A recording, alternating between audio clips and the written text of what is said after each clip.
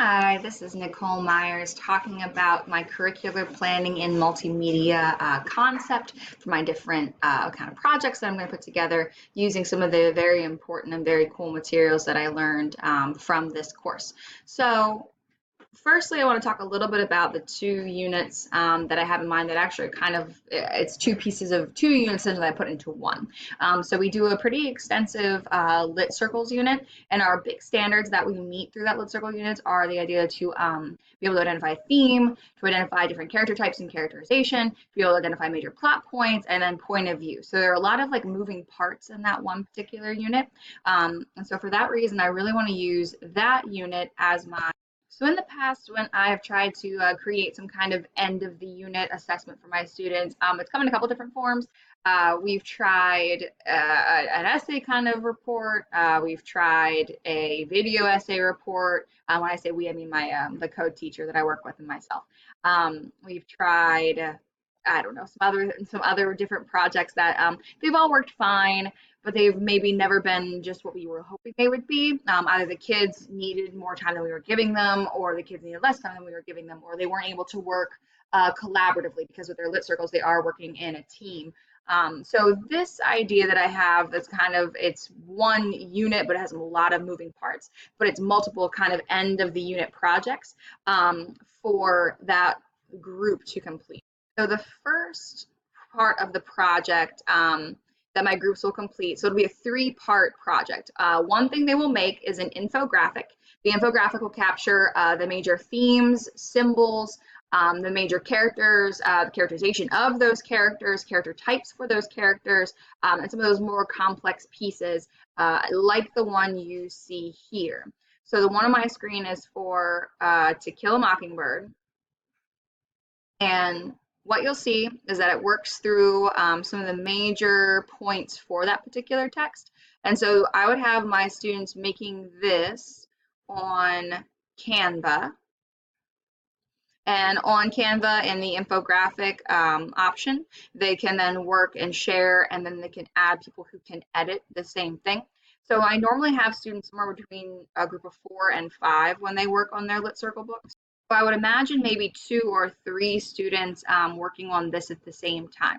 In addition to this, I would also like to see my students in the same group doing 2 other pieces to kind of demonstrate their knowledge of, again, of theme, character, characterization, character types, plot, and symbolism. The other thing they would make is I would like them to make a book trailer and a book trailer poster, so like a movie poster of sorts. So they would use Canva to make the book trailer poster, just like you would see a major movie poster. So I would have them include certain things, a couple of the symbols in the background or the setting in the background. And I would ask them to use images from, so they would use Canva and one of the poster options here, my computer's lagging a little bit. They would use Canva as one of the poster options, but they would use a lot of the images from Pixabay. Pixabay being the royalty-free and copyright-free website where they can get pictures. So I plan on having my students use Pixabay early in our year so they can start to understand how it works.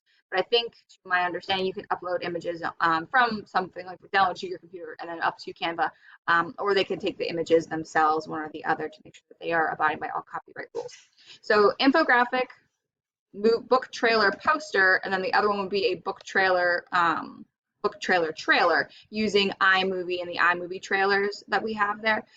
So the students, for example, something along the lines of this one, where again, this one in particular, the students used a series of images that I assume come from something like Pixabay. So I would have them use images from something like Pixabay. They can also film themselves, and they can also film themselves using Doing, this uses the green screen app, and then they can use the images from Pixabay to put them in the background of Doing. So they can use clips from Doing to put themselves into different scenes, or they can just use pictures that they find from Pixabay to create. The book trailer would give a more trailer-like feel that I could show for my next year's students. So it would show the exposition of the text, the conflict, and some of the major rising actions without showing the climax of the text.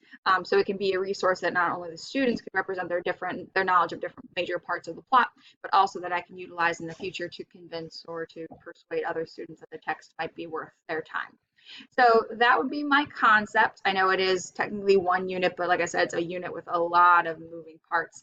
So Canva, Do Ink, the iMovie, what is it? The iMovie app with trailers, Canva with infographics and posters. So a lot of moving parts, but a very cool, different kind of project that I think my students would really get into. It's a lot of creation and it's a lot of display of content knowledge. So there's really no way to complete that project without knowing a great deal about your book and then a great deal about the concepts we've covered in the unit as well. So I'm very optimistic that that project will be a really cool kind of demonstration of knowledge. My plan is to give maybe a day of kind of background and information gathering, and then dividing roles. And then I plan to give maybe 3 days for them to work through that. And I think in a group of 4 or 5, they should be able to make that happen. So thank you for the great information. I think I'm going to see some great results with that project in mind.